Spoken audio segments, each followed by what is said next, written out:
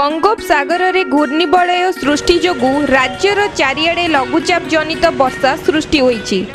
-24% वर्षा आकलन करा जाइतिबा बेले 24 घंटा मध्य वर्षा हार बढ़िबार संभावना अछि।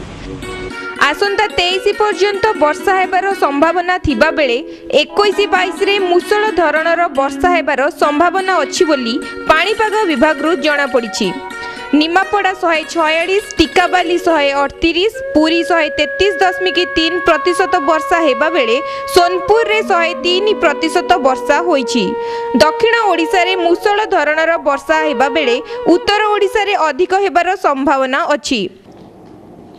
आज आमर उत्तर पूर्व बंगोपसागर गोटे घूर्णिबलय सृष्टि होती जोटा कि 1.5 रु 5.8 किलोमीटर पहुँची से घनीभूत होबार संभावना रोचे।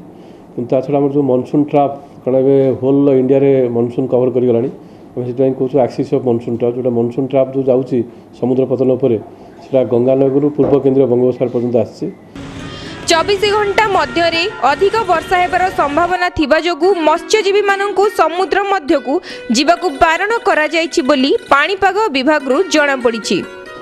थ्रू जाउछि डाल्टनगंज हल्दिया जोटा कि आम झारखंड और वेस्ट बेंगल दी जाउछि आउ पूर्व केन्द्रीय बंगोपसागर पर्यंत छड़ा आम उत्तर पूर्व बंगोपसागर जो घूर्णिबलय रही प्रभाव में आसंता 24 घंटे ओडिशा अधिकांश स्थान में वर्षार संभावना आ उत्तर ओडिशा गोटे जिला चांस प्रबल अति प्रबल वर्षा भी हो पाए। छड़ा दक्षिण ओडिशा से समय प्रबल वर्षा भी गोटे जिला हमार संभावना वार्निंग रखाई नेक्स्ट 24 आवर्स में।